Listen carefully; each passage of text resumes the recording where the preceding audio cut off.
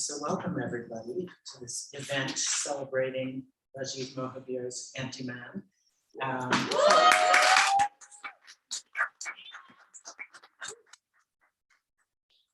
My name is Greg Newton. I am the co-founder with my partner Donnie Jotham of the Bureau of General Services Queer Division, which is the space you now find yourself in. The Bureau is a government agency for a government that does not yet exist. And the service that we provide is holding this space for queer culture. So thank you for coming out tonight. We are an all volunteer organization, so we do have a suggested donation of $10. If you're able to drop something in here, we appreciate it. But we are also supported by book sales. So if you'd rather buy a book than give a donation, we support that entirely. But if you're not buying a book and you want to throw some money in here, we would appreciate it. So I'll pass that around. There's change in the bag. And for those of you online, you can go to our website and donate, egsqd.com, or you can Venmo us at egsqd, which is on the boxes to my left. If you're not already on our email list and you would like to be, you can sign up for that at the back of the room, and you'll get an email every other Monday about our upcoming events. And now that we are out of August into September, we've got a very full calendar, lots of events going on. You're getting a preview tonight of a very brief one-week exhibition by the Office Hours Poetry Workshop, and they're going to launch this tomorrow. So it's a collaboration between poets and visual artists, and they'll be the poets will be here and artists will be here tomorrow night doing a reading. So please join us for that if you're able to. So I'm going to introduce our readers, and we're going to jump right in. So Rajiv Mohabir is the author of Cutlish, finalist for the 2022 National Book Critics Circle Award, longlisted for the 2022 PEN Folker Award, the Cowherd's Son, and the Taxidermist Cut, winner of the Four-Way Books Intro to Poetry Prize and finalist for the Lambda Literary Award for Gay Poetry in 2017, and translator of I Even Regret Night, Holy Songs of Demerara, which received a PEN Translation Fund Grant Award and the 2020 Harold Morton Landon Translation Award from the Academy of American Poets. His essays can be found in places like the Asian American Writers Workshops, The Margins, Bamboo Ridge Journal, Moko Magazine, Cherry Tree, Quelly, and others. He has a notable essay in Best American Essays 2018. Currently, he is an assistant professor of poetry in the MFA program at Emerson College. His debut memoir, Antiman, won the 2019 Restless Books Prize for New Immigrant Writing. Yes. Anastacia-Reneé, is a queer writer, educator, interdisciplinary artist, speaker, and podcaster. She is the author of V, which we have copies of, and Forget It, and Here in the Middle of Nowhere, and Side Notes from the Archivist, forthcoming from Amistad. They were selected by NBC News as part of the list of queer artists of color dominate 2021's must-see LGBTQ art shows. Anastacia-Reneé was former Seattle Civic Poet, Hugo House Poet in Residence, ARC Artist Fellow, and Jack Straw Curator. Her work has been anthologized in Teaching Black, the Craft of Teaching on Black Life and Literature. Home is where you queer your heart. Furious Flower Seeding, the Future of African American Poetry.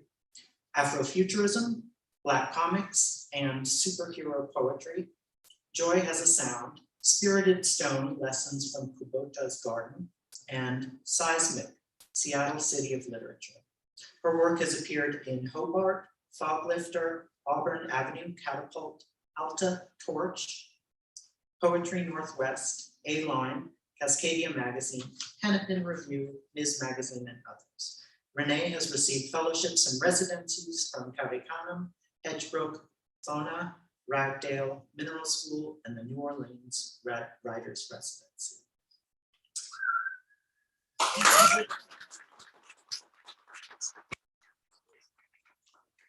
Dolphin, who will be moderating the conversation afterwards, is a wintertime poet and summertime ice cream maker. Did you bring us any? Unfortunately, it's hard to travel. Yeah, and I didn't put in a request, so next time. They are the author of the chapbook Mother Tongue, and their work appears in the Offing, Pinwheel, Pen Review, and elsewhere. The queer Korean adoptee Dolphin currently lives in New York, where they teach kids science and make things with their friends. So please give it up for all three.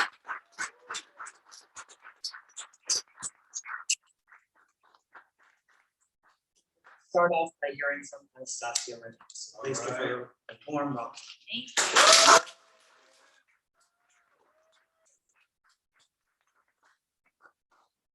Oh man, I'm so honored to be here. And I was just saying earlier, I'm still getting used to coming to in-person events. And so I just feel like a huge middle school person, like, oh my God, there you are.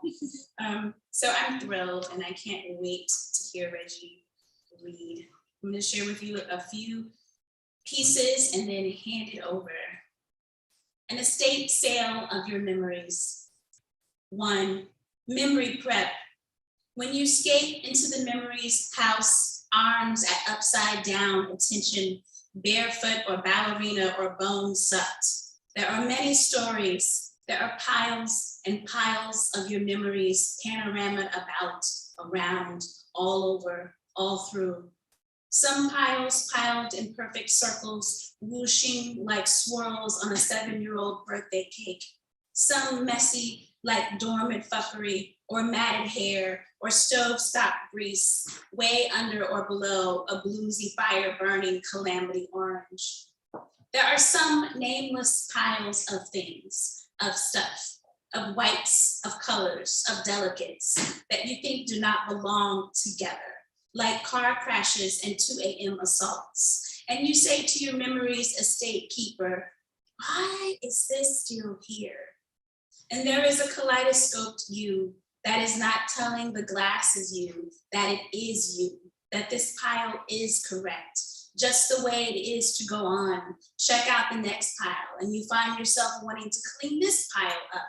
And you ask the memory keeper, where is the bag? The bag to shove the memories. Where is the bag to tuck the memories in bread and pray they sleep through the night? And the memories estate keeper tells you, baggage. There was so much baggage. And the baggage has to be cleaned out and cleaned away and cleaned up and cleared. And this is when she suggests you put them on a special clearance. The baggage will be sold for very little. All your holdback and torture will go there. She enters you in it up front as people walk in. 2, when you sift through your memories and put them up for sale, you decide to begin as most things do, at the end, at the bottom of the cup, of the bowl, of the barrel, where the bitter is or the sweet is. You will not count on your memories to sell themselves like sex or drugs or prayers. You will count on them to be shelved perfectly so that onlookers will want to purchase them right away. There is this one, and that one that becomes 2, that becomes 3, that becomes 4, and you decide to lump these all piled nicely as a bargain, not as a clearance. Make it clear that there are 4 memories, and you too can walk away with this baggage. 3, there is strike through. There is strike through. There is strike through. There is a pile that says, please don't touch, says moon, says uterus, says buyer beware, says strike through. There is no place like home. The open rooms down the hall. There's a room where the memories are playing dominoes with each other, all your bones being slapped on the table. And you are laughing at the way you can see the dots being put together, like how 13 is kind of lucky and how money doesn't grow on trees. There's an attic in a room inside a room where the negative voices feast on directions, and they say things that make total sense because it is, after all, indeed an attic up there. And because it's up there, you likened it with God. How you thought God was telling you all the things you were wrong, all the things that you thought were wrong with you, and piles and piles and piles and piles of your baggage. Dearest Lord, and I do mean Audrey, what I want most, Lord, for my birthday is to be born again in a white linen sheet and a black body with an orange sky and a pink pussy.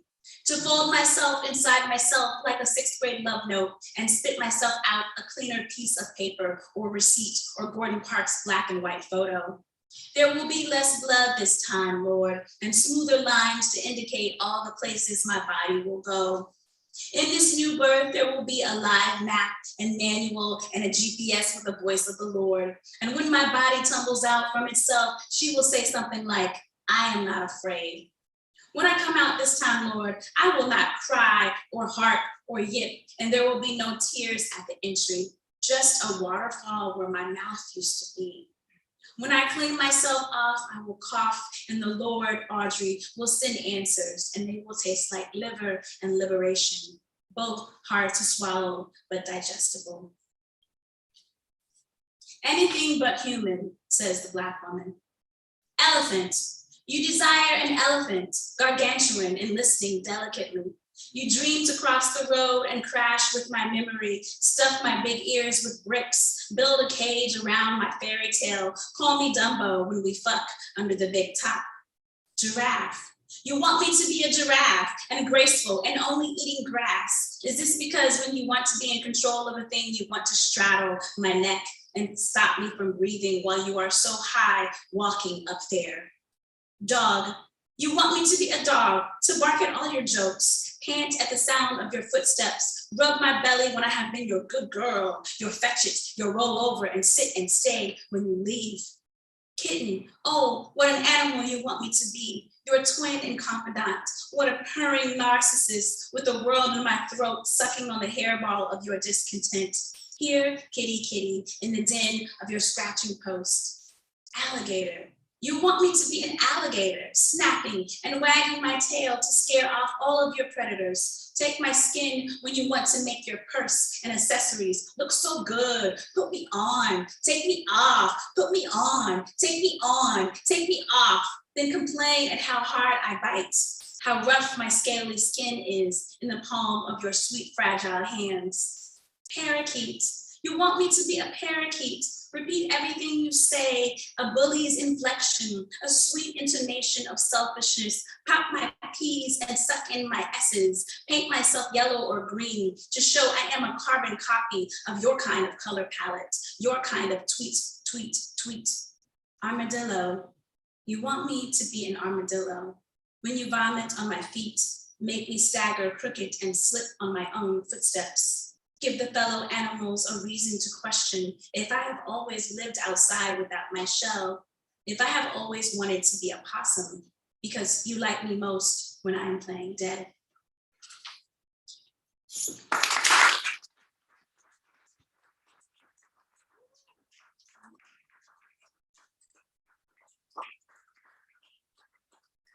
Rajiv Mohabir.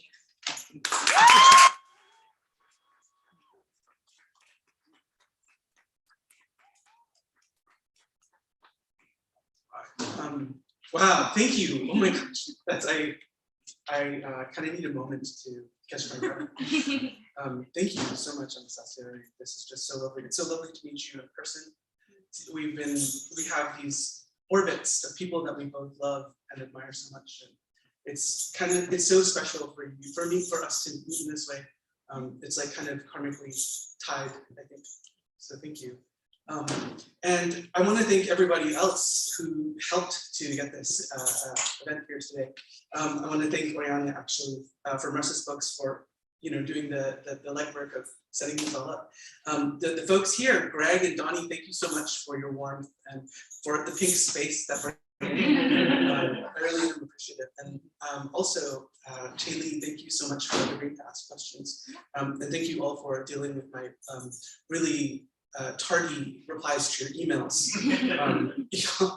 And I want to thank you all for being here tonight. It's so lovely to be here with people who I've loved for a long time and people I'm going to love for a long time. And then everybody who's watching, welcome to this space virtually as well. So I'll start reading from Antiman, from the author's note before I jump into a little bit more of the architecture of this book. In this memoir, I've changed many names, places, and relationships in order to keep the spirits appeased. Protecting kin is the work of the ancestors, but so too is speaking truth. I have represented the emotional truths that have led me up to the present, this crucible of years in which I discovered the poetry that also discovered me. I have chosen the title Antiman, consciously aware that it is upsetting, that the term is a violent one. I use it in order to shift its heaviness and release the trap of its letters, to embody it with a flourish, despite those who would condemn and damn. Those who are not familiar with the Caribbean slur may read it first as anti-man, against man, and that could be its own title. Another mishearing of the word anti-man, before man, is also apt. To my nibblings, I am very much an anti-man, be I cha-cha, uncle, or mommy. The word Antiman represents and holds history for me, one of migration and survival. This is my own accounting of events as I remember them. I was entrusted with my Aji's only possessions, her melodies and words in her dying language of Guyanese Bhojpuri. There were seedlings from India grown in the plantations of Berbice in Guyana and pressed for their sweetness in Orlando, Toronto, and New York. After her death in 2010, I was moved to collect what I could of her recordings and translate the songs she wanted me to learn. All her life in diaspora, far from Berbice, my Aji songs were ignored. Her language and customs have died out with her, replaced in diasporic Guyanese spaces with Bollywood and other forms of mass media. But in them, in my Aji songs, I found the queerest of magic. She was born in 1921, was the grandchild of indentured laborers, and spoke as her first language the form of Bhojpuri blended with Avadhi, called Guyanese Bhojpuri. This language, which falls under the larger category of what is called Caribbean Hindustani, is unique to her speech community and descends from North Indian languages with words borrowed from her colonizers. As I began to transcribe and translate the words, I puzzled over how to convey oral languages that change from generation to generation. Since so few people read and write in Guyanese Creole and Bhojpuri, I developed my own orthography for them. Inevitably, such orthography and the migration of these languages into Romanization depends on one's individual language philosophy. When Aji sang, I heard grief's bitterness, karela, bitter melon, tears, the stem of a mango leaf given to the bride to bite before meeting her groom, to remind her that separation from family spells despair. Did Aji know too, that she too would be exiled from her own house like me, in diaspora, even in her own home? She left me no guitar, no sitar, no flute, just these two hands and my tongue. If we forget our ancestors, they'll disappear. We disappear. I was born in an echo of forgotten songs.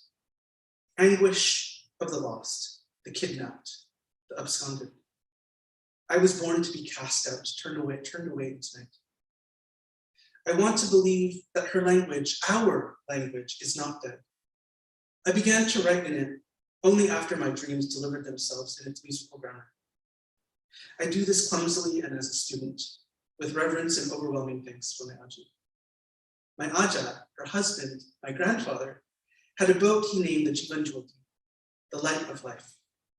The real light, though, is a kind of ship. It is a vessel my Aji passed on to me, singing. Aji recording, how will I go? दुल्हन रोवे रोवे पिया के घरे जाना, काहे के रोवे पिया के घरे जाना, पिया के घरे जाना, पिया के घरे जाना, काहे की रोवे पिया के घरे जाना। सासुर मारे मारे बांस डंडा लेके, सासुर मारे मारे बांस डंडा लेके, सासुर मारे मारे ननद गाड़ी आवे, पिया के घरे जाना, पिया के घरे जाना, काहे की रोवे पिया के घरे जाना। सैया मारे मारे बांस डंडा लेके, सैया मारे मारे बांस डंडा लेके, सैया मारे मारे गले में बाही डाल के। पिया के घरे जाना, पिया के घरे जाना, काहे की रोवे पिया के घरे जाना. And then she would sigh. कैसे हम जाए वो ससुराल, चुनरी में लागल दाग, कैसे हम छिपाओ चुनरी में लागल दाग. Dolphin cried for go, like husband, cry. Father-in-law and mother-in-law just beat me. Sister-in-law just send complaint, how me go there? My husband just give me lash with one piece bamboo. My husband just beat me after he grabbed my throat. Me now want for go. How me go at my father-in-law? Me or me get one stain. How me go hide down? Me or me get one stain. The bride cries. She cries because she must go to her lovers. She must go. My in-laws will beat me. My sister-in-law will curse me out. She cries.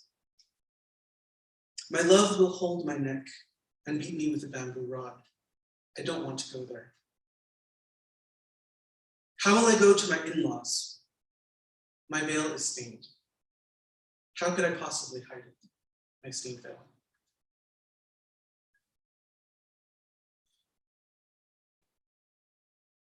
I offered you the words from Aji and her song. And I like to do this because it invokes her in the space. And so that song, she sang for me the first time in 2001, when on the eve of my brother's wedding in my parents' house in Central Florida. The next portion I'm going to read to you tonight before I move into like kind of a long poem is actually another piece of prose, and it's called From the Chapter My Eyes Are Clouds. So basically this sees my nuclear family, my father, my mother, my sister, my brother and I taking a road trip from Orlando and going to Brampton in Ontario, or as we call it, Bangladesh, to see folks. But here it's a little bit of the story of my Aji, folded into an encounter that I had with my cousin. We sat in Auntie Sonia's Brampton living room, some of my cousins sipping tea and others brandy. It was winter and the snowbanks were taller than the car. Aji had recently cut her hair. Her arms could no longer reach to comb it. It was so white it sparkled blue and gold. She oiled her head with white tresses. She oiled her white tresses before twisting them into a bun that she piled on her head. Aji never wore it down. It was a wild Guyanese bird. Auntie Sonia's house was filled with laughter in English. My father, mother, sister, brother, and I loaded up the rental car and drove from Orlando to Toronto in a nonstop haze of coffee and calypso music blaring from the radio. I had just turned 22 and would be leaving for India in 6 months. Emil, my brother, 3 years older, came along. It had been ages since he'd seen our father's family. Emily, 3 years younger, my sister, was a new undergraduate at the University of Central Florida, and I was the middle child. I still am, I guess. Restless and ready to cross the ocean. It was Auntie Sonia's birthday, and she was having a simple celebration, inviting only her siblings, which worked out to be 4 of the 12 families plus Aji. Aji's leaving Guyana was not of her own volition. She went where her children went. I remember in my young adulthood, my father telling me the story of their arrival in North America. According to him, in 1975, she had been widowed for 10 years by the time her youngest made the motion to go to school in Toronto. Her other children had already left Guyana in pursuit of fortune in London and New York. The 4, Aji, Sonia, Rani, and Pua, went to visit Toronto on tourist visas and overstayed, like my father, whose visa was for studies. When we visited Aji in Scarborough, a Toronto borough, We mostly spent time with Pua, Pupa, and my two cousins, Jake and Clarice. Jake was 1 year older than I and knew everything about computers. We wrote frequent letters to each other, and later, after Pua and Pupa moved to New York, we communicated via email with a handwritten letter sent at least once a month. Jake was one of the few people in my extended family I could talk to in a serious way. He was shorter than I, skinnier. He had straight black hair. Mine was curly, which caused my father's side a lot of anxiety. My Aji was Jake's nanny, my paternal grandmother, his maternal grandmother. As children, we would sit with Aji and ask her to tell us stories. Our favorite was The King and the Coil. Like me, Jake was interested in her stories and learning about where we were from, but he stopped shy of trying to learn her languages. Jake knew me.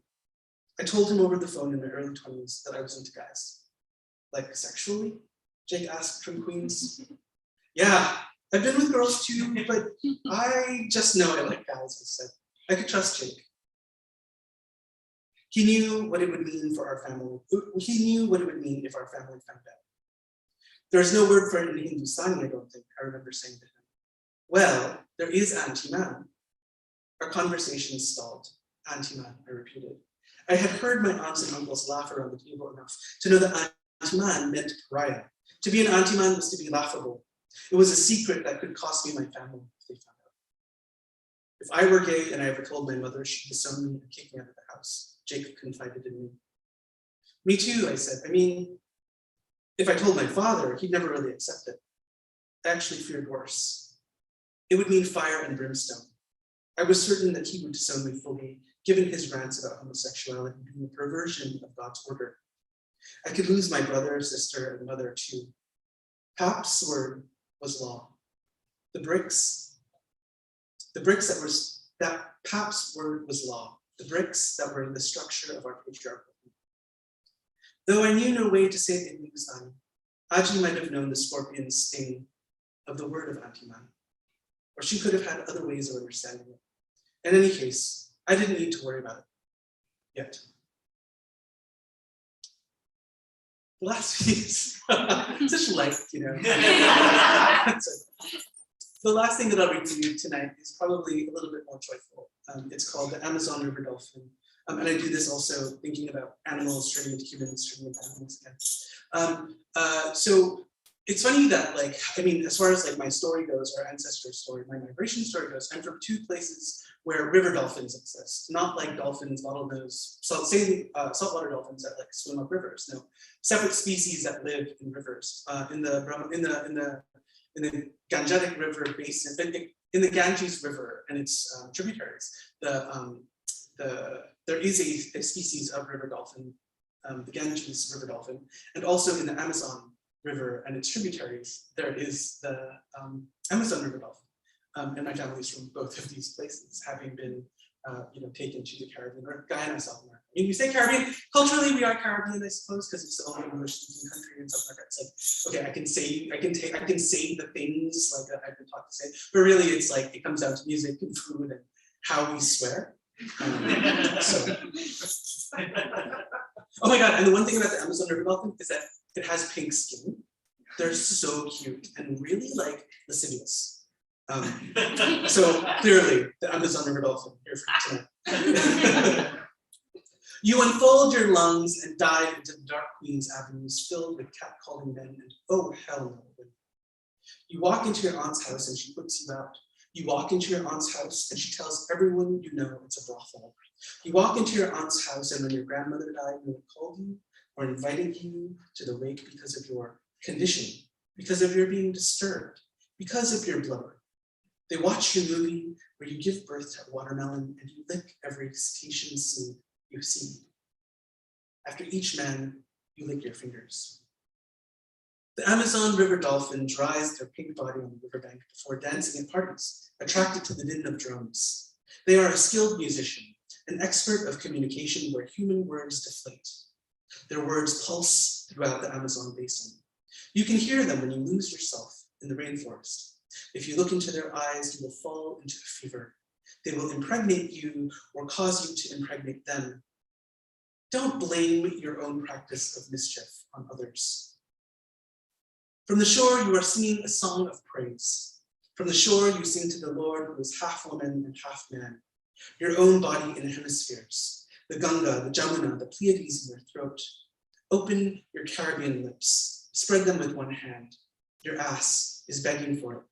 Your song, it's not your fault that men, women, queers drown to hear it. In the Orinoco River, the dolphin is a singer. You practice singing in 6 languages since your pubes were seedlings. Your parents are from South America, so you can be what you will. Half Indian, half mammal, half sea, wherever you locate your whole. H or W, you decide. Don't bother explaining Indian adventure. Your vertebrae are not fused, capillaries close to the skin. A mollusk with 1 shell or 2 or more, or a mollusk, or not a mollusk at all, but rather a cetacean, pink skin and echolocation. You are suited for locating queers. How can you be pink? There are dolphins in the Ganges. There are dolphins in Guyanese rivers. Your echolocation vibes with those species. How queer for a dolphin to live in a river? Diaspora is a queer country. How can you be from 2 species, from 2 places? You break your mirror in 2. You hear that on the street, queers are bashed over the head. Queers are gunned in the village. Queers are queers and queers. 1 down. You are a pirate, a poker. You are into men up to your balls. You are what your balls say you are. You wear eyeliner and fuck that. You are a nautical mile. And then the cutlash, the cutlass, and you learn to bisect yourself and throw away the dolphin bones. You stop singing and visiting rivers. Your bones hang in the museum. Once upon a time, a man was a man. Once upon a time, a woman was part of a man. She was extracted and they lived separately. The Bible is the sword in the armor of God. Follow me and I will make you fishers of men. Follow me and I will cleave you in 2. Follow me and we will overfish the streams. Follow me and we will starve the Boto into extinction. On biologizing bodies and desire, a truth that is justified is an epistemological bound that is tied. Sometimes barnacles and bivalves die from the outtide. Sometimes being exposed hollows you. You now lapse into the realm of the mythological. You are a folktale. You are a folktale warning sons and daughters. Beware of pink bodies. It is drawn to the 1-2, the 1-2 of drums. But don't you know, 2 is a myth. Climbing into the Orinoco, you feel it first in your feet. Only pain. Your ankles fuse, then fluke. You enter the river, and below the silt, you disappear. Thank you.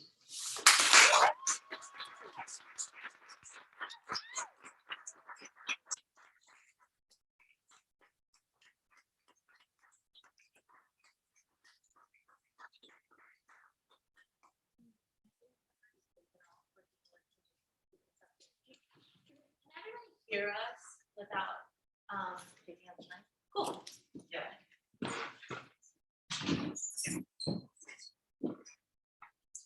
Thank you both for such beautiful readings. And just in general, it's been such an honor to spend time with both of your work and thinking about the resonances between them. Yeah, and it's my first time moderating a conversation like this, so it's really exciting to be here.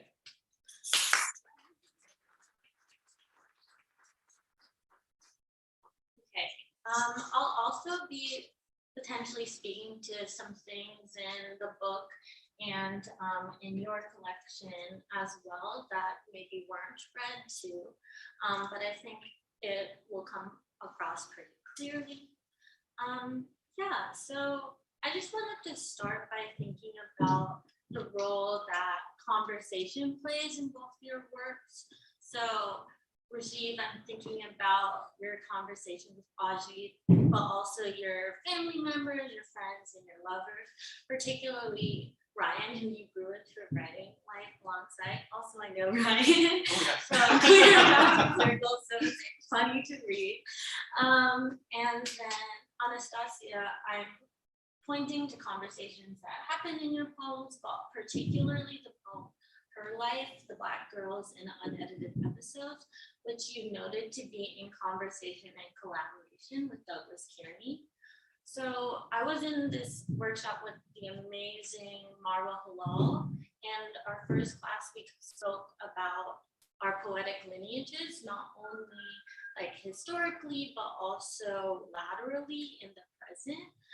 So I'm just curious to hear, to kind of start out establishing a foundation with, who do you think you and your work is in conversation with, or who is in your writing and or your queer lineage, both in the past, but also the present? Yeah.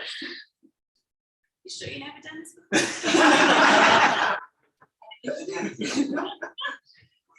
Never mind, I didn't like the book. No, these are such wonderful questions. I think that like what I really like about it is I like thinking about lineage as like something that's lateral and community kind of oriented. That's really beautiful.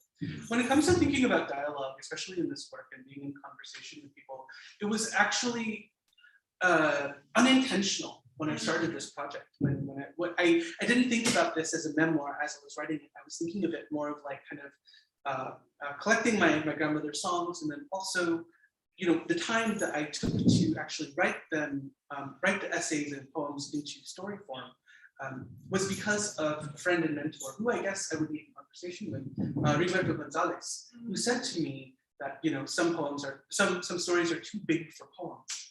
And so I took that to mean that, yes, it can include poems, but it's got to be built out in a different kind of way.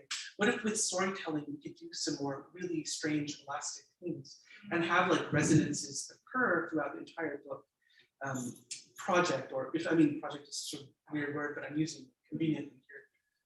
But then he's somebody that I would say that I'm really probably in conversation with. Formally, there's Zach Lindmark, who's Rolling the R's. It's like such an interesting book that's written in Hawaiian Pidgin English or Hawaiian Creole English. And it blends poetry and narrative in a way that I found to be really, really exciting. There's also, sorry, I just go on and on. Crystal Seathal, she is a memoirist who lives maybe in Jersey, who, she wrote this memoir called Secrets We've Kept, 3 women of Trinidad. It's a memoir about 3 generations of her family, of the women in her family. She writes it in Trinidadian English. As I read that book, it moved within me in ways that it's been a while since I've been moved in these ways when it comes to telling our family stories.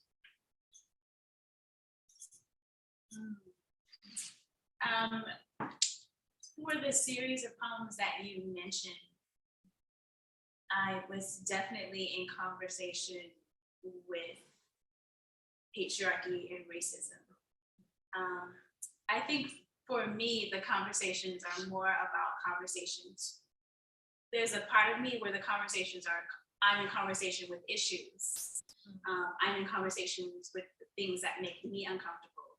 I'm in conversations with things that make me happy or angry. So it's not exactly a person. Now, if people fall under the categories of those things, then I might be talking with them. So there's that piece of me. And then I've always been in conversation with the dead. So I'm in a conversation with a lot of dead poets and dead writers because I want to keep them alive. And I want to see if they have wisdom for me. It's woo-woo, I know. And there are too many living poets and writers to name. Like, I'm so envious that you could do that because I just feel like I could be sitting here forever. And lastly, I am in conversation with life. I feel like I'm just a walking recorder. Whatever comes in the recording, then I get to decide, like, do I want to be in conversation with that? Maybe. Do I want to be in conversation with chocolate chip cookies? Sure, okay. Like, we can roll with it. Let's see. And then publishing it, then I decide. I don't necessarily make all my conversations public. Thank you for that. Yeah, I think thinking about those two things, like recording, but also the sort of elasticity that can happen in that recording, makes a lot of sense to me, or like opens up so much like possibility.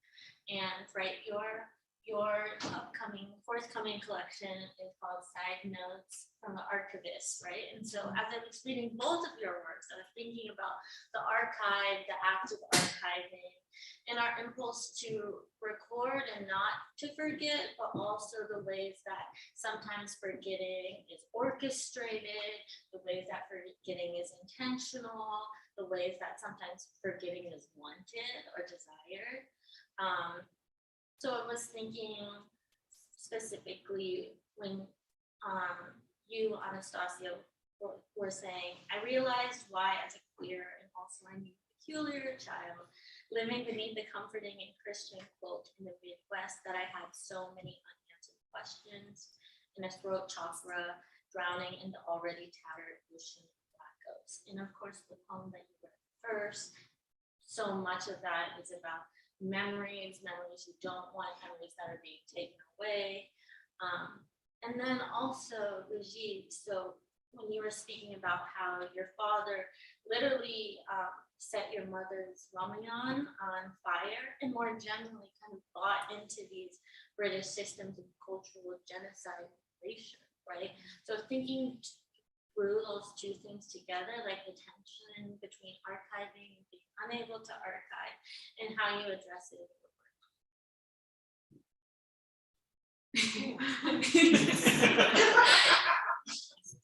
Okay.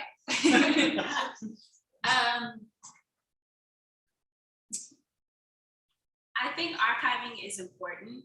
My mother was a librarian, a medical librarian, and so we had a lot of reference books around all the time. I just always think archiving, like making lists, taking pictures. I often say, y'all know I'm on Facebook. I want to take these pictures just for us. I don't want to post it. I've always been archiving, maybe not in the traditional sense, but then I got to a point in my adulthood, I realized there's a thin line between archiving memories, forgetting, but then being erased. So I think the leap from being like, wait a minute, you mean in history, so much of me has been erased, and now I have to find it out all over again. The archiving became a journey. I need to find this information out because it's not readily available to me. It looks like so much has been erased. And then going back into my own memories to replace what has been erased. So I think the archiving and erasure is the tension for me, trying to balance them both. I feel like the archive is something that tortured me as a graduate student when I was doing my PhD. Like everyone was obsessed with the archive. And like rightfully so in some respects. You know, I think like the fact of like, you know, a queer archive being something that's ephemeral, you know, something that doesn't last long, for necessity and for safety of people is something that I've inherited. In that the stories of queer folks in my family, you know, or that my family told were, well, they were laughable, but then also they married women or they married men and they had children and they lived in Wisconsin now. So that's just like a haha imaginative story. And so trying to piece together any kind of like fragment of reality or truth that I could like think and see myself in was really, really hard to do. Now, imagine that archive, but just in a language that this close from generationally speaking. There's all these questions of affect, you know, whether it is emotional or whether it's the way somebody, their speech is affected, that, you know, you learn really quickly to deal with, and especially like when it comes to writing it down and recording. For me, that process of transcribing was having the archive kind of flow through me in that way. And that was like, going back to the ideas of conversation, it was kind of like reliving those conversations that I've had with the people that I've recorded, my grandmother specifically, definitely thinking through language and that. And then also like thinking about archive sometimes makes it feel as though it's like really static. My hope is that, this book can show a kind of future for this language and this kind of like cultural imprint in the world. I kind of want to talk about the future, and maybe like looking into that kind of archive is a way to kind of have that map to the next thing that will save me in 10 years.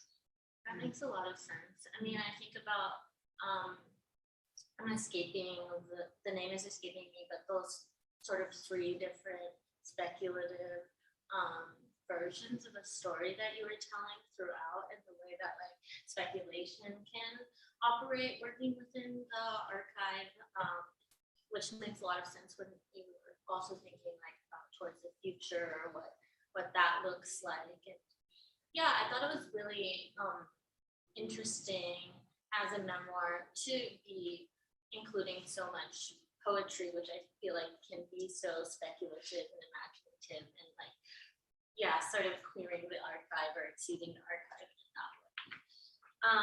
Yeah, which brings me to my next question, which is like, I'm interested in the mythologies in your poems work. So in the ways that the mythology is cleared or revealed to be queer. So I can point to the way that Donna Summers is described as a doctor, priestess, mother, father, Holy Ghost, and music. Or like the faux tales that you talk about, or even when you're speaking to your father about Ardamishwar, the part female, part male deity.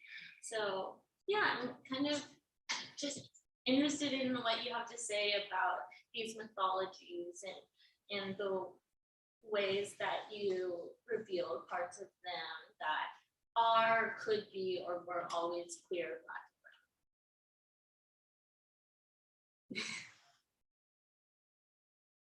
Well, Donna Summers was on for me. I think that's part of the mythology for me, is I want to reimagine, I want readers to reimagine what I already think could be true, if that makes sense. And I think I want to enhance the idea of what is magical. What actually is magical? What actually is miraculous? So I think for me, mythology is messy. And who's telling the story? How do you know the story you read is not true or is true, or everything you read is like not a lie? So I want to take that and I want to queer it and give it some, and then you can decide. So for me, it's more about playing with big ideas and big feelings that I do think are magical, and sort of seeing what other people might think of that. You have another tale? You think Donna Summers was a mermaid? Wow. I go with that, right? So also just the idea of the myth as a spark for conversation. Oh, I love that. The way the myth kind of plugs us all in to one another. Yes. Oh my God, chills. Yeah, like, and that there is that mythology too that I think I go through, that of like the community and performance and things that like link us as queer people together in time and space. And there's also like the Hindu mythology, which I'm kind of descended from. But it's hard and it's troubling, especially given the fact that people in the subcontinent, or in India specifically, who wield Hindu mythology are genocidal fascists, bent on killing people who are Muslim and low-casted people. I myself come from a family of low-casted people and mixed caste identity, and so like, what does it mean for me to find some kind of way of not interacting in the same way, but showing the kind of respect for my ancestors that they would want to see for themselves. So it's complicated in Hindu ideas of this. I'm not even going to call it conservative, the fascist state. But I will say that my grandmother did use these folk songs to contest her oppression, whether it was like caste or kind of like gender-based stuff. And so it's in that air that, and also in the spirit of how once upon a time, and believe me when I say once upon a time, the practice of Hinduism was anti-colonial in the Caribbean, in that it meant not venerating the god of the colonizers. And so in that spirit is what I hope the mythology that I'm working with glimmers from, while keeping an eye out to the fascist state of India and how they had their acolytes in Indo-Caribbean communities today. Thank you both for that. That feels really connected to the conversation point, right, of what these different things can mean for somebody, what mythology can mean for somebody politically as well, of course. But also, right, like this hinge point, like the magic and the resistance that comes with you. Yeah, I want to talk about the song. So I want to talk about, songs. Also, like, particularly maybe just to start, like, thinking about, like, both of you have backgrounds as poets. So thinking about, like, the lyric and the ways that, like, you think about song lyrics as poets. Yeah. I'm deeply connected to music, just like music in general. It can change my whole vibe. It can bring on nostalgia. It can trigger a memory. It can get me through. I don't know. I've just always been close to music. And it can do the opposite too. It can make me angry, like, what is this, right? And then I'm because I'm a poet, in the past I would always think like, what can make me original? Like, what am I doing? So there's the poem and then there's the format. So I think I first began using music or thinking about music and poetry because of formatting. Because I wanted to do on the page what the music was doing to me physically. So that's the main reason why I started incorporating some song lyrics with poetry. But in side notes, I tried to go back to just the actual deeper connection that I had with who was singing the song and what the songs meant in terms of history, not just to Anastacia washing dishes, but to like the big world and their impact with the time being the background, if that makes sense. So side notes, it's a lot of 80s nostalgia. There was a whole lot going on in the 80s. So the music wasn't just about the music, it was about what was happening at the time. You say that there's like this profound effect that music has on you. I think that like to be in a body and to be aware of the body and to be affected by it, by vibration, is like something that makes us very alive. Whether it's a heartbeat. Really, like when it comes to music, it's true. Like it's a soul connection, right? The body and the music, it's like that thing that we can't really explain. And I think about that relationship with poetry too, and the body and the breath and the movement. And for me, that connection feels like really subconscious or deeply rooted.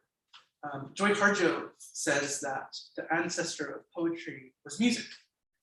And that's something that I believe like to be gospel truth for this very reason. Can you speak to in your book like the formatting of some of your songs as well, because you were speaking to formatting and its relationship to lyrics and music? Yeah, thank you. Well, thank you also for this question. I could talk about music and writing all day, but I'll make it quick. That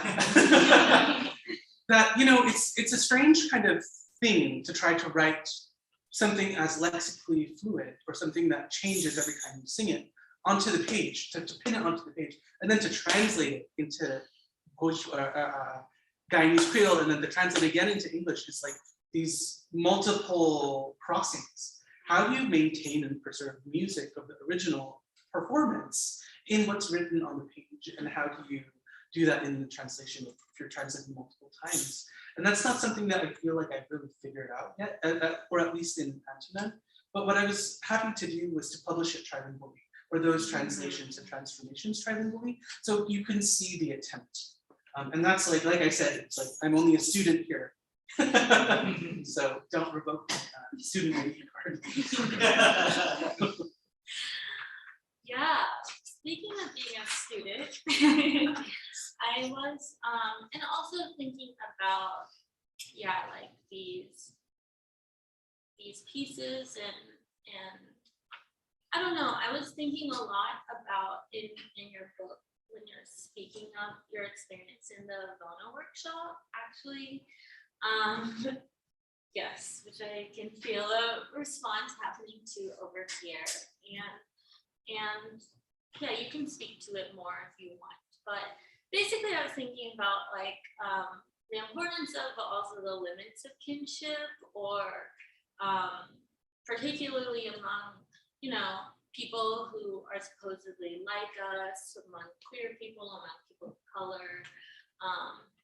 And I'm also thinking about your two sort of mirrored Queen's definitions in your book, which were titled Islamophobic Misreadings, Queen's Definitions, and Brown Inclusion, Queen's Definitions. So I was thinking about like kinship kind of through this sort of like acknowledgement and of the importance and of the magic of kinship, but also the ways that you can, you know, and the ways being let down is most disappointing by these people who you feel like you should feel kinship with, whether that's your family, whether that's other people who you feel like should be in your chosen family or in your own communities.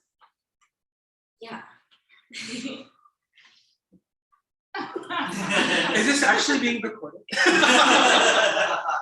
But yeah, thank you. Thank you for this question, Mike. Would you like to go? No. No, because we do think so. I bet 50% of what I want to say, you're gonna say it. Okay. No, it's such an important question, and I think like there's an academic named Natasha Sharma who kind of spun my head thinking about this.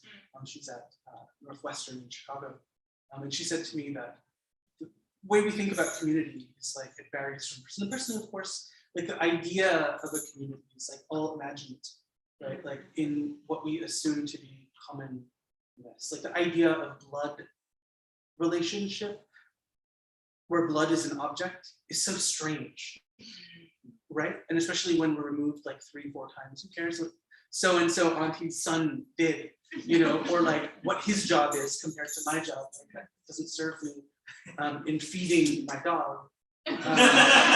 So, you know, so the people who can betray us are the people that we give all of this psychic power to, right? To, you know, here is my armory, you know, come bore me with 5 of these daggers. You know, whether that is the queer of color poet sitting across from me in workshop, or if it's you know, my own brother, you know. So what if queer kinship, or kinship can be queer in this way, in that it can be kind of like assemblage of people who you walk with for a certain amount of time without letting it be over-determined by a forever.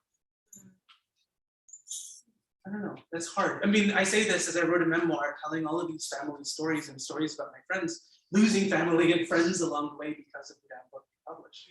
So this is very much a question that's alive for me right now. See, I told you. But I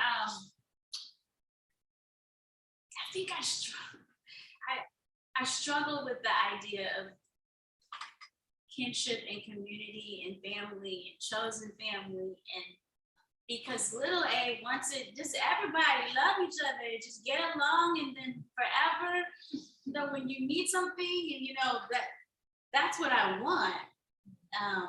But adult me is like, honey, that's not the way it is all the time. And again, when I think about kinship, I think about the people that you love in different ways. But I'm learning that forever isn't, it may not always be forever. Kinship is taking on a different meaning, and I'm still trying to figure out what that meaning is. So I feel that, but I also think that you can have a kinship of vision, right? There are people that we are close to that we may have never met. There is a magical vision that makes someone you're reading your chosen family, right? And I'm trying to come to terms with how that can feel just as important.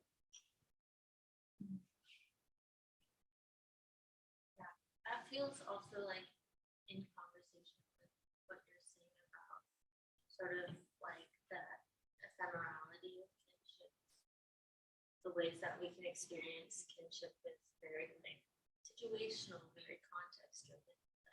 It can be shaped differently, not be forever. I was, like just thinking about how it was sort of funny, like this past weekend, I was with some friends and some of their friends, and we were doing this like silly game. They pulled out like a question and it was like, is friendship forever? And everyone had these like devastating stories. They were so, and we were all like weeping. It was just like very, very intense. But I also think, right, like, like, like kinship doesn't have to be forever to be like, important, to be intimate. And I think like so much of like queerness is thinking through that too. This is a hard transition. But like I actually wanted to ask about kinship and devotion and sex. So I was reading some of your interviews with you, and I believe you spoke about the devotion you know in real life as sex. I don't know if you remember this or related to it in that kind of emotional space. And I was really excited to read about like your sexual relationships, your relationships with your lovers, situationships, whatever you want to call them. Which like particularly with people like Ryan or Seth, which feel like very queer types of relationships, not just that they're about like these relationships with other men, but they also resist this type of like definition, but hold such like intimacy, care, at least like in the moment, right? So just curious about your thoughts on devotion, all of that.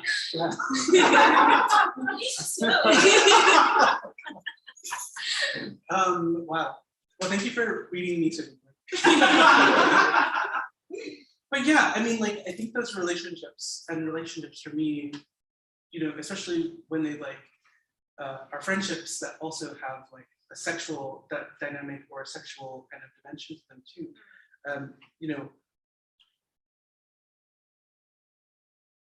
I think that like it's a way to be close to someone spiritually, physically, and why is not the service to another's body an act of devotion? Like, whether it's like, a devotional offering, if you think of like in, religious terms, what if we transpose that into kind of like, well, what is the pragmatic act of devotion to, a friend or a partner? And that is in that kind of orbit of, or let's call it, what is it, the electron shell of intimacy. So, that's such an oblique way of answering such specific questions. And you'll forgive me, but I will say this. That like, you know, and for certain people, you know, you can have sex with folks and then like the next day be like, oh, that was great, I love you, I'll see you in, you know, 5 weeks or whenever I see you again. It was nice to spend this time with you without the expectation of, you know, uniting in that way again in the future. Unless circumstances are right. I also call my memoir my New York Pro Diaries. So,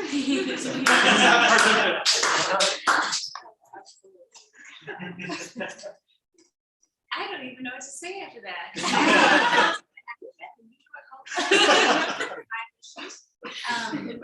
I do want to say that the idea of,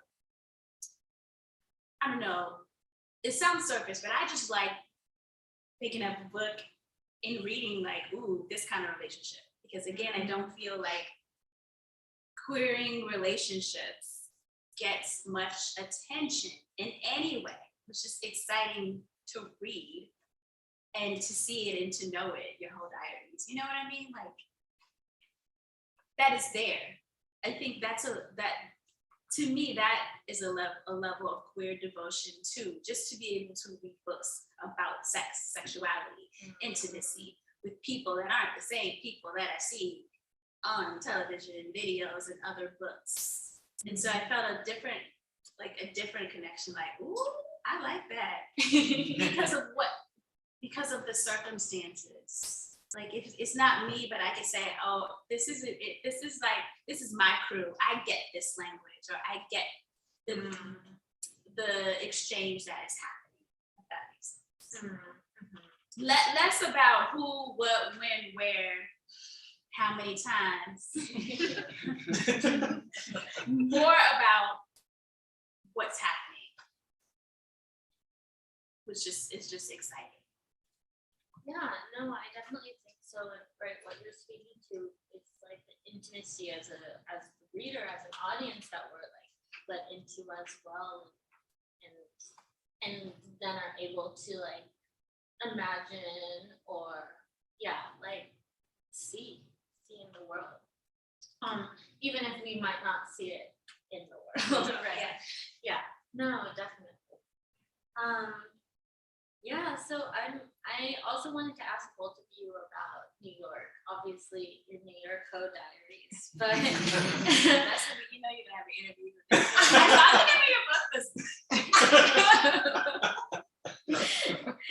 Yeah, it could maybe attract different crowds with the different titles for sure. I would sing very different songs at the meeting. Yeah, but Rajiv, you speak a lot about New York City, Queens, Jackson Heights. Like, I feel like those like places are important characters in your book. And Anastacia, less so, but I can feel the way that New York like touches the place. Like, you wrote about Diana Ross as the Harlem school teacher, and in your poem Black Marsha P. Johnson, you say, Black Marsha, I see your roots reflecting Black at me in the Hudson.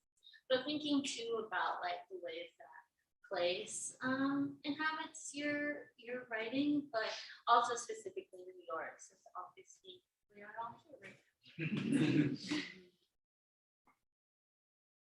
New York has always been the person I have had a huge crush on.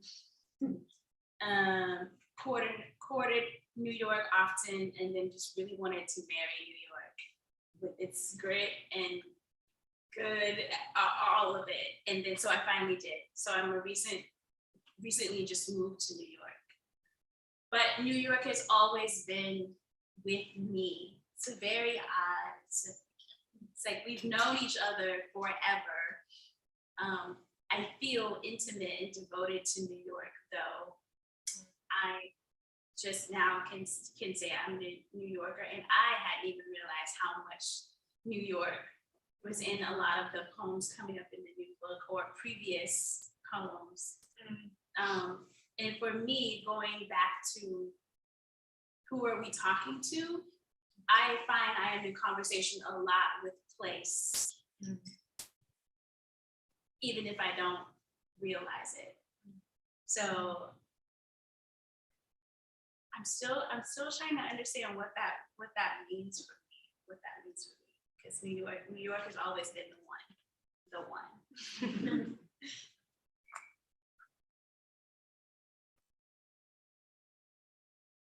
That's so sweet. New York being the one, and like how magical to also have it be like you in your deepest moments of creation have been summoning New York. It's weird. Yeah. I didn't say, New York is perfect. No. Sometimes New York is like, but Sometimes. sometimes. I have a love for New York as well. Like, I mean, in my migration story, when my family left Britain, we came to New York first and lived in Richmond Hill in the early 80s for several years before moving down to Florida. And even still, I have tons of family, people that I'm related to on that side that live in New York. That, it was always a thing that we would come to the city at least once a year, even when we lived in Florida, driving in a car, like up to visit aunties and uncles and that. And so, I remember when I was 18, I went with my cousin, because all of my family is from South Ozone Park. And so, like in that part of the end of the A train, really, the Lefferts A train, not the Far Rockaway train. And so I went with my cousin once to Jackson Heights on the bus, and I remember seeing a billboard with the Bollywood film star Shah Rukh Khan on it, and I remember it like advertising a watch, and I remember being like, I want to be from there. You know what I mean? Like in a place, I mean, like rural Central Florida. We were like the only brown people for miles and miles and miles in the 90s. And it was like very much clan country. And it was very much, rural and, a lot of like uneducated Trump Republicans. I mean, people who were there with the same kind of progressive politics.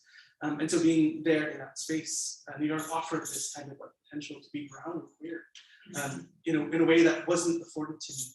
I remember growing up and just feeling really like hating myself immensely for what I wasn't and how I didn't fit. And when I moved to the city, I was like meeting people and being a little bit more chaotic in the ways that like felt good for the Rajiv in his 20s. So I do love the city. I lived here. I moved back to the city when I was 25. And I lived here, I lived in Jackson Heights and Ozone Park and Upper West Side for about 10 years.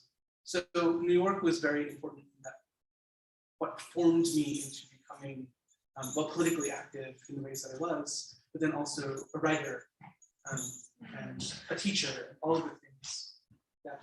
So leaving New York was easy though. But I've never really left New York, it's the thing. I'm back, like now I live in Boston. I'm here. When was the last time I was just here like a couple weeks ago? You know what I mean? So it's like New York will never be gone from my story. And I feel as though like this is a home for me and it will always be. So New York is the one, and New York is the one who got away. So, or you got away. Yeah, I live in New York comes up. Like I'll just do that. I'll just say that. Okay. Good to know. Yeah, I just have a couple more questions. I think I wanted to ask again a heavier question, one about shame and also brokenness, which you write a lot about, or at least the belief in being broken or the belief in something being broken. And I'm interested in both of your like different like earnestness and honesty in writing about the shame that you experienced, and what that was like.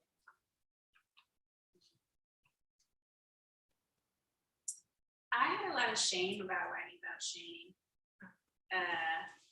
And then I had to deal with that. Like, wow, shame is so big.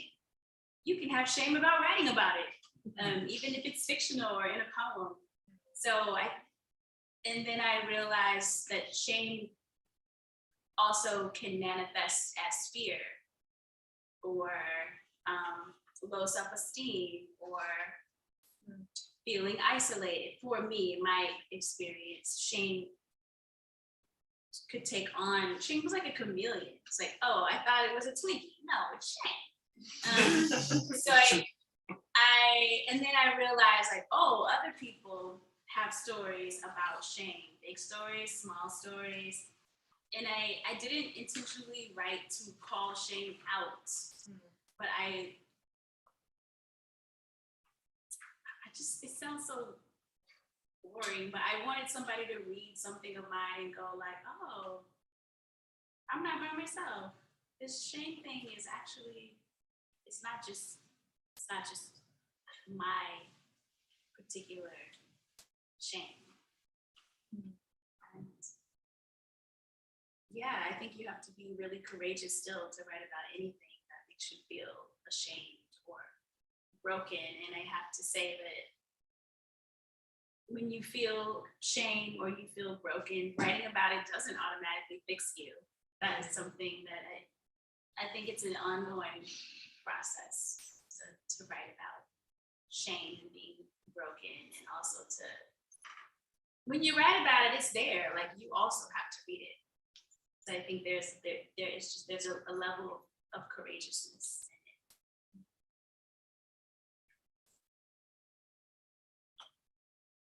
in it. Imagine if our writing was like opening all of the closets so we could see each other's skeletons in the closets, you know? Then what place would there be for shame? Right? I like what you said about like how, you know, if someone could recognize themselves in your own shame and it's done the work. And I think like, I feel like I want to say that I try to do that too, because it's such a beautiful thing. Brokenness is also, I mean, shame also, it's like the guiding principle. I mean, the first thing I've ever learned about myself was to be ashamed of myself.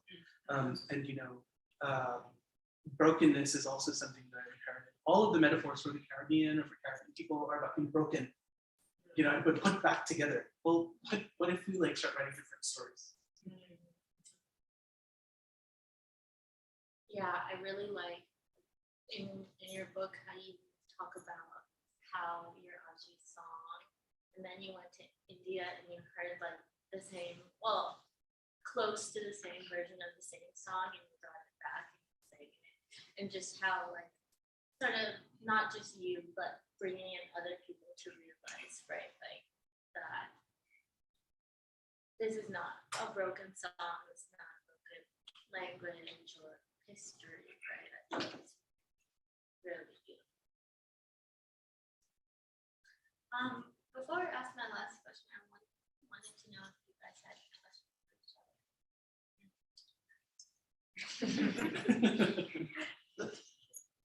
Is this so I get to ask? Yeah, sure. Sorry. Okay. My biggest question for you might be one you're still answering or newly answering, but how are you taking care of yourself given the nature of what you've written and how generous your spirit is for sharing it as another writer, and then just like as a person, I would love to know, what are you doing to take care of yourself? Thank you. Thank you for that and seeing that and asking this. I think like that's a thing that I don't know and I haven't answered.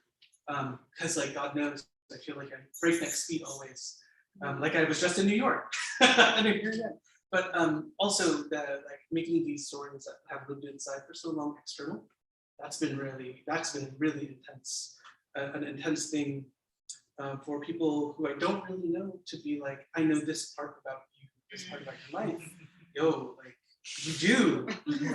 I like had to remove like in the editing process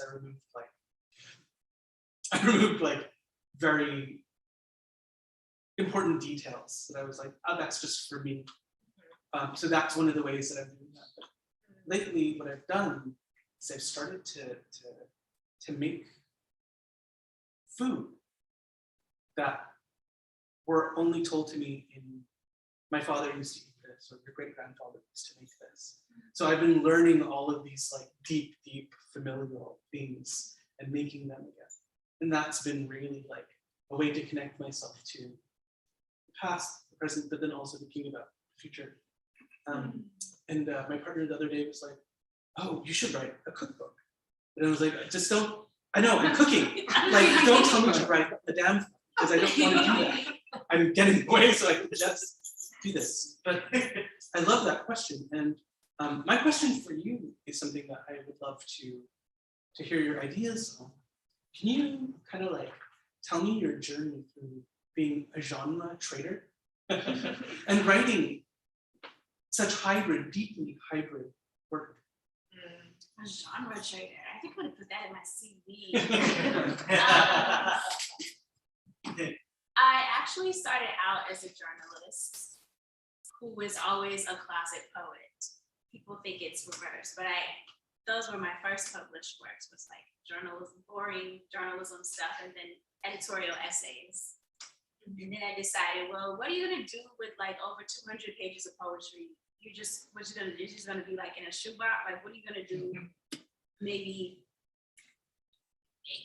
we should publish it, get it published.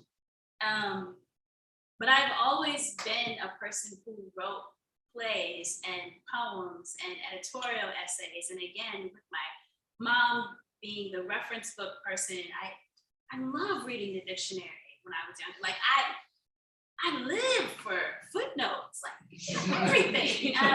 So in my mind, I was always a hybrid writer. I was always writing multi-genre, but I would then make it poetic because I thought at the time, well, I'm a poet, so I can't have these footnotes. I'm a poet. I can't like say, dear reader, you know, I'm a poet. It needs to be.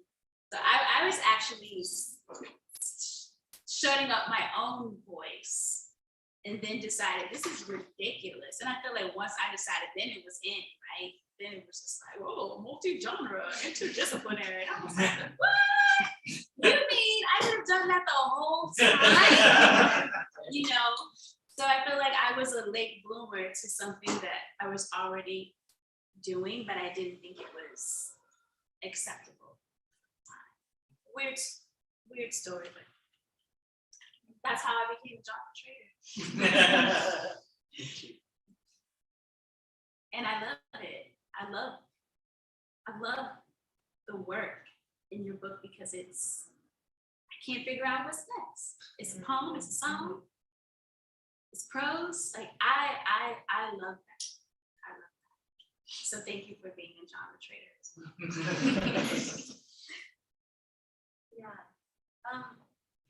What you were kind of speaking about, and also just something that I've been thinking about as well. So I have a mini second question before my last question. Is just like, when do you decide? I think this is a question that I'm asking myself all the time. When do you decide something is for yourself? And I think part of it for me is coming from like a lot of very like well-meaning people telling me like, oh, like you should go, like if you can do it, you can put this out into the world. And it's like, that's not the question that it always is. It's, does that feel right? Yeah.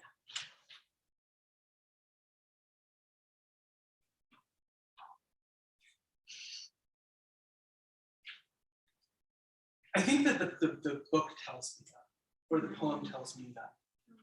It's like how much to risk. And like a poem without risk, or a piece of prose that doesn't risk anything for me, maybe doesn't have the same kind of magic to it. Maybe. Or maybe like I'm trading in risk too much. I don't know. I think though that there are things that I will not put or write, or I will write them down, but nobody will ever see them because it's not something that I care to share. Or if it is, something that I care to share, then who is it that I want to share with? And that person will get it. Like when this queen died, I wrote a poem about that and my feelings, my post-colonial feelings about her passing. And I sent it to friends, but I'm like, this will never be published. Because a queen in 2022. Just saying.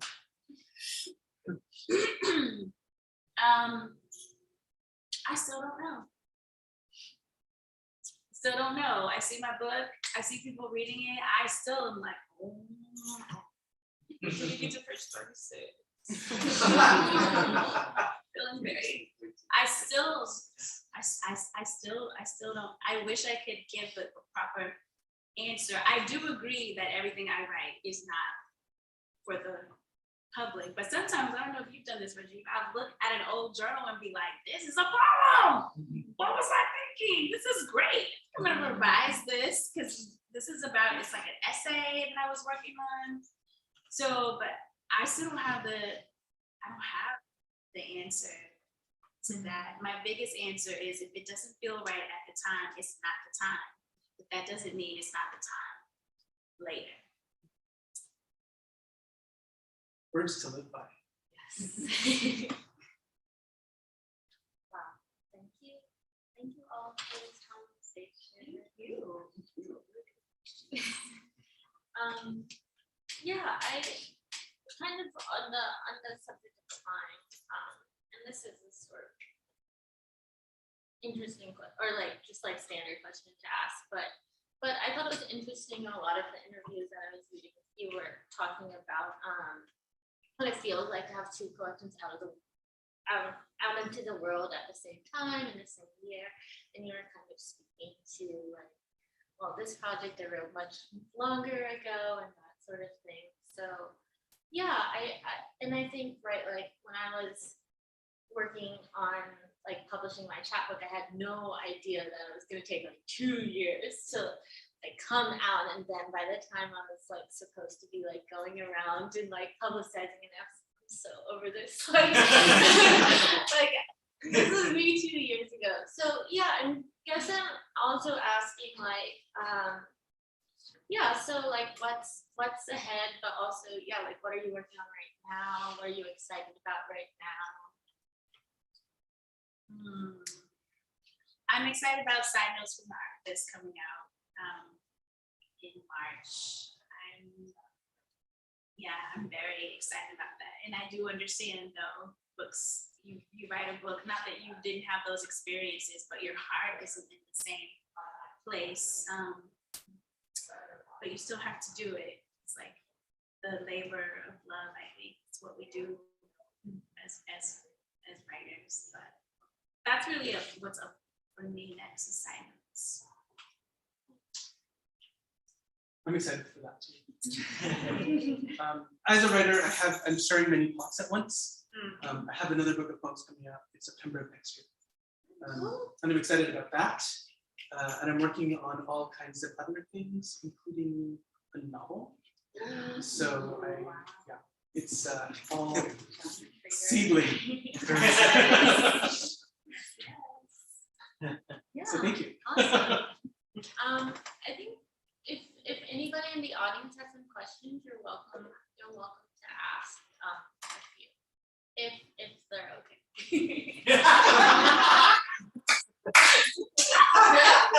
Thank you for saying that. I'm gonna say that they can veto a question.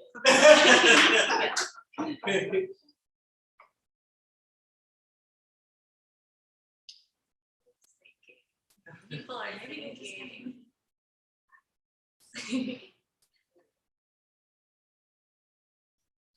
Question.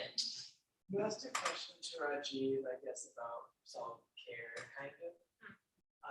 And my question's kind of along those lines, in the sense, writing can be a pretty painful thing, especially if you're writing about a painful memory or anything like that. It's kind of like rowing through a storm. And I think you were asking a question about what happened, what you do for yourself afterwards. But my question is more like, what do you do for yourself in preparation for that, or even while it's happening, as opposed to like turning around and running away? I turn around and run away as part of my process, and I let myself do that. I acknowledge my pain. I never try to act like it's all good, baby, I got this. I'm normally like, this is hard. This is a lot to write about. I'm an acknowledger. I want to acknowledge the pain. I want to acknowledge the struggle. I take breaks. And then I also journal hardcore about what I'm writing. I secretly have a number of journals. And when I'm working on a project, I usually have a journal specifically for thoughts that come up and around that project that I'm working on, to put it in a container, because I need something else to hold what I'm feeling, but I also need to write about it. There's no time as the writer. I gotta get this out, but I need another container to hold what I'm feeling about, only about what I'm writing. So that's one thing. I want to read that. Later. In 20 years, yeah, publish these. I'm here for that. 20 years, you'll be like, oh yeah, I remember that. Yes. They'll come out in volumes. You can sell them to universities. People sell their papers, right? I've seen that, yeah, and their curriculums too. Yeah. The curriculums and the, I don't know, I have to put you on, you know, I have a box set. You can see it.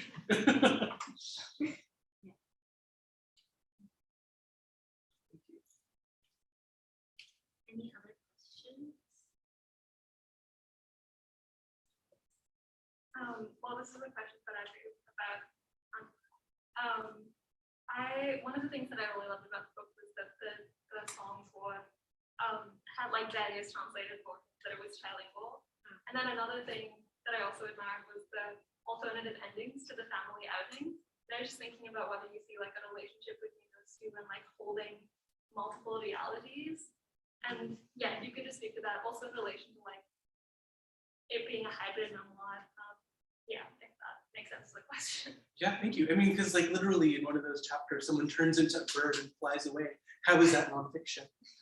Yeah, it's speculation. It's probably where my mind was at the time, thinking of like trying to recount, trying to imagine what that conversation was between my cousin and my aunts as they outed me to my grandmother. You know, and that's something that's haunted me, you know, for ages, and it still haunts me. The only little bit of that story that I actually got was that my grandmother said, well, you can't stop rivers from running. And that's very much kind of like the truth of what happened in what I want to hold on to. You know? So yeah, that space of speculation, I see it to be kind of related to what I'm doing with genre, changing the kind of like boundaries of what I thought nonfiction could be, and adding song, and adding the future of that song in the writing it down, and singing it as well. So yeah, thank you for this question. The hybridity is something that like I can't seem to get away from. It's so much part of what I do.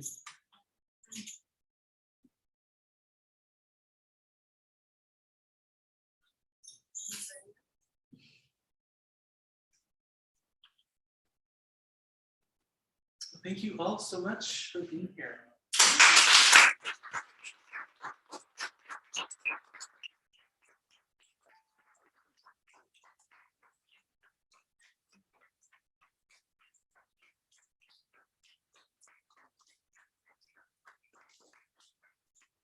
All right, thank you all so much. And thank you for all of you who joined us online. Have a good night.